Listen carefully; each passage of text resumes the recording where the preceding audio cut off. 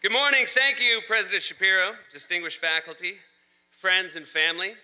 But most importantly, thank you, graduating class of 2016, for having me here today. I'd like to start by focusing on me and saying how excited I am with my new title, Doctor of Arts. Doctor of Arts, also known as the doctor least requested in an emergency. Is there a doctor on the plane? I'm a doctor of arts. Sit down, sir. I believe you meant sit down, doctor. But I should say I'm not the most excited about my new title. My wife's family is Jewish, and her mother is so happy that she can finally tell people her daughter married a doctor. This is for you, Joanne. I also can't tell you how nice it is to be on a stage where I am without question the dumbest person. For example, Richard P. Lifton behind me pioneered the use of human genetics to understand diseases, but I just made a joke about my mother-in-law. It's a true story. I was telling this to someone while we were preparing for this. I was thinking back to the 2 science classes I took at Northwestern that were required. And my freshman year, I took a class called Earth as a Planet. And I got a C. And then my spring quarter, my senior year, I realized I hadn't taken my second one, and I took a class called Intro to Geology. And halfway through the first class, I realized that what the class was Earth as a Planet that had been renamed Intro to Geology. So yeah, I got that second C. Also, I want to say it's such an honor to share the stage with my fellow degree recipients, and an even greater honor to share it with the recipients of the Distinguished Secondary Teacher Awards. So wonderful to be up here with you. My mother was a public school teacher. I have so much respect for what you do.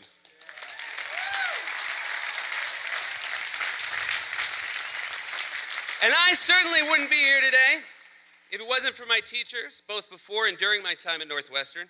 In fact, in preparing for this, I recalled a professor of mine here, Paul Edwards, who had a huge, huge impact on my life. And I realized I'd never told him that, so this week I emailed him my thanks. And he very touchingly wrote back, "New email, who dis?"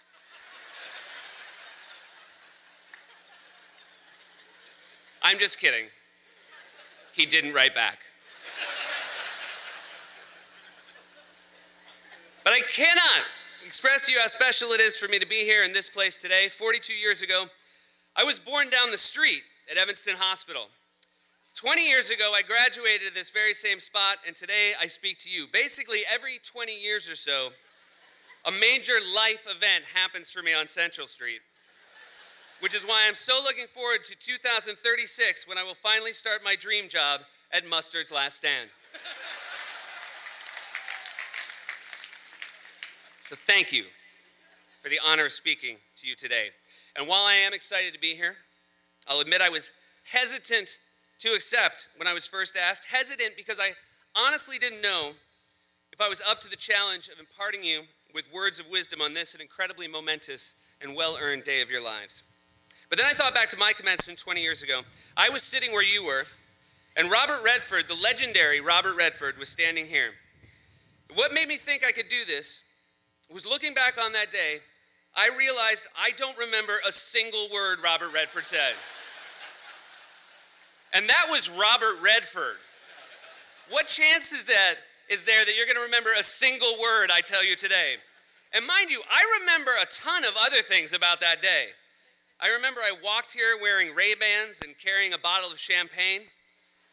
I remember my brother, Josh, a Northwestern sophomore at the time, was on crutches and had a long, stringy ponytail.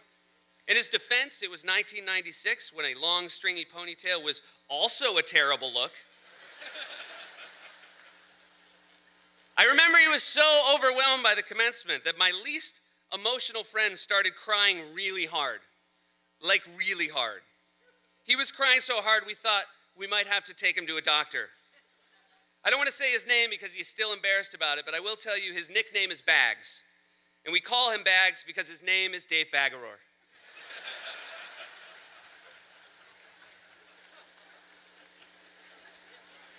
I remember the night of my commencement, friends and I celebrating by blasting Bruce Springsteen's Thunder Road in our apartment over and over again. Not because we think Evanston is a town for losers, but because we love screaming, "I'm pulling out of here to win." In fact, we played it so many times, the graduate student who lived across the hall screamed at us to turn it down.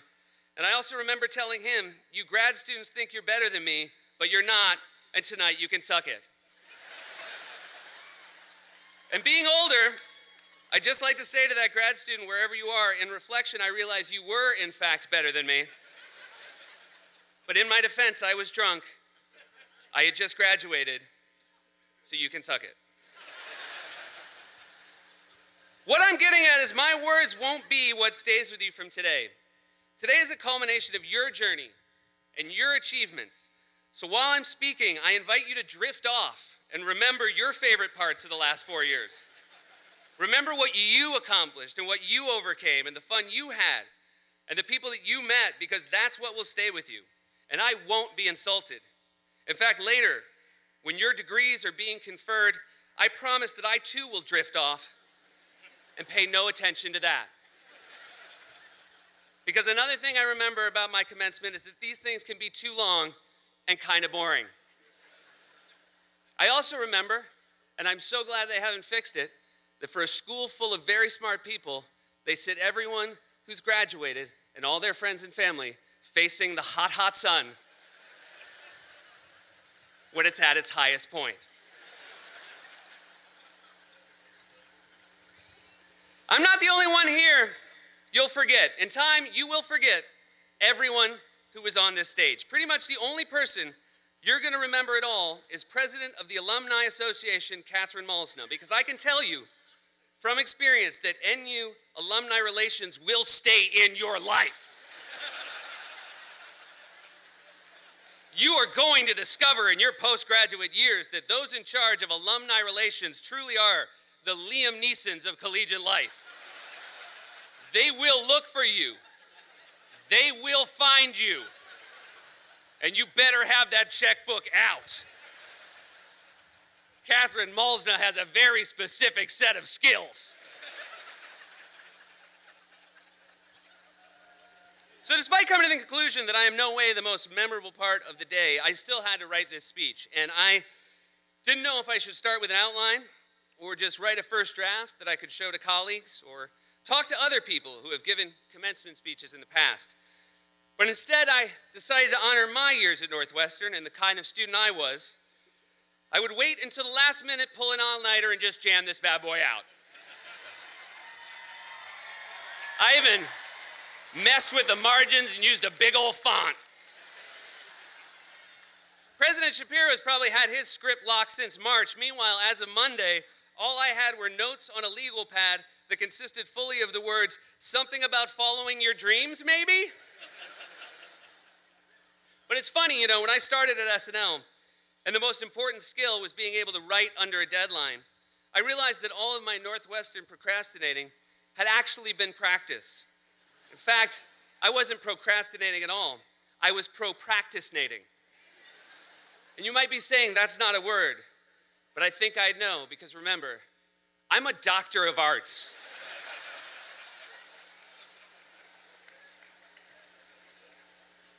Just be thankful I have a script. In his introduction, Justin mentioned I was in the Meow Show. And no, I have considered just improvising this. Walking out and saying, "Can I get a suggestion of a location you see yourself in 10 years? But I decided writing it was better and more fitting because I learned to love to write here. And that it wouldn't be hard for me because not a day goes by that I don't think about my time at Northwestern. So I can sincerely tell you this, you will leave here with knowledge and a diploma. But what will endure the longest are your friends. I am so close to the people I went to Northwestern with, and I can tell you it is great to be 42 and still be friends with the people you knew when you were 18. So today is the day to look around your group of friends and identify the people who you want to be a part of the rest of your lives. Also, while you're at it, look around and identify the friend that's kind of a dud. Because today is as good a time as any to cut ties. And trust me, every group of college friends has a dud. And if you're looking around right now saying, not my group of friends, that's probably because you're the dud. That's just real talk. I can also tell you that 20 years from now, 30 years from now, or maybe even 40 years from now, the day will come when you pay off the last of your student loans. I can tell you that one of the benefits of going to Northwestern is, unlike an Ivy League graduate, people will think you're smart without immediately thinking you're also pretentious. Unless that person went to the University of Illinois, in which case they'll think you're incredibly pretentious. You know, I also thought it would be nice today to share an inspirational speech, and since Northwestern is on the quarter system, and this is the last graduation of any major university, I realized I could just steal a quote from another 2016 commencement speaker. Like Michelle Obama, who said, to the City College of New York graduates, we know that our greatness comes when we appreciate each other's strengths, when we learn from each other, when we lean on each other. Or Lin-Manuel Miranda, who told the graduates at the University of Pennsylvania, I know that many of you made miracles happen to get to this day. I know that parents and grandparents and aunts and uncles and family behind you made miracles happen to be here. But I think my favorite inspirational quote came from Donald Trump, who said to the graduates of Trump University, if you want your money back, you're going to have to sue me, you losers.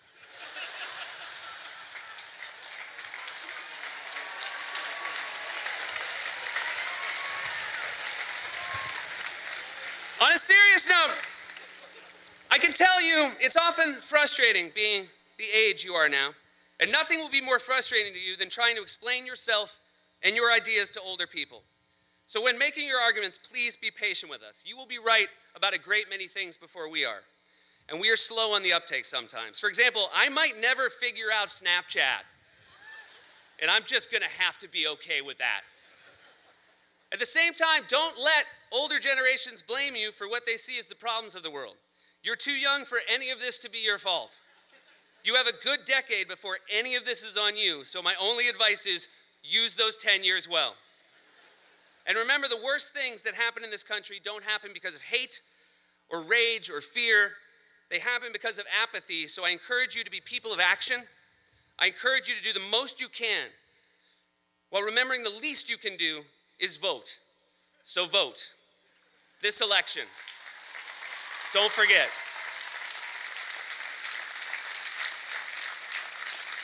And speaking of different generations, I'm a new father. I have a 3-month-old son. Thank you. And one of the other reasons I agreed to do this is that I'd like him to come here one day. And based on everything I've seen from him in his first 12 weeks, I just don't think he's gonna have the grades. For real, he just goes to the bathroom whenever. I can't see him nailing the interview. But all joking aside, I love this school. I truly believe I would never have been on Saturday Night Live, and I would never have hosted a talk show if it wasn't for my time at Northwestern. Because when I performed in the Meow Show and people laughed, I thought I just might possibly be funny because these people are smart. You've been surrounded by the best for the last 4 years. And there's no better favor you will do yourself than continuing to do that. Every success I've had in my life has been thanks to the people around me. But more important than anything Northwestern gave me in regards to my career, or in regards to my friendships, is the fact that I wouldn't physically be anywhere if it wasn't for Northwestern. Because in 1967, 2 freshmen met here. An engineering major from Pittsburgh, Pennsylvania named Larry Meyers, and a theater major from Marblehead, Massachusetts named Hillary Olson. Those freshmen would go on to be my parents. They met in a poetry class, and my mother still remembers the first thing my father ever said to her. Let's make a baby who will one day speak at commencement.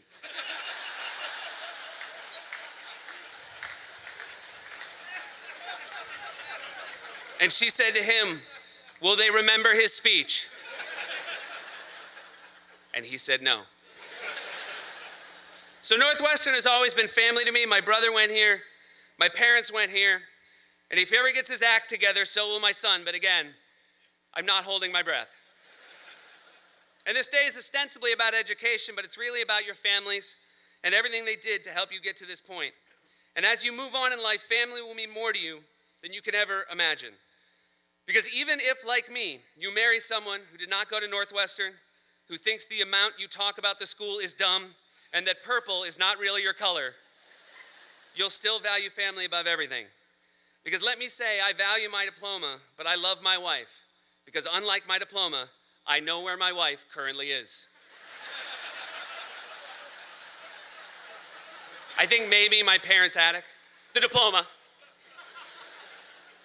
Most importantly, above all else, always remember that no matter what happens going forward, no matter what you accomplish in your life, you always will be able to say that you went to Northwestern University when Welsh Ryan was shitty.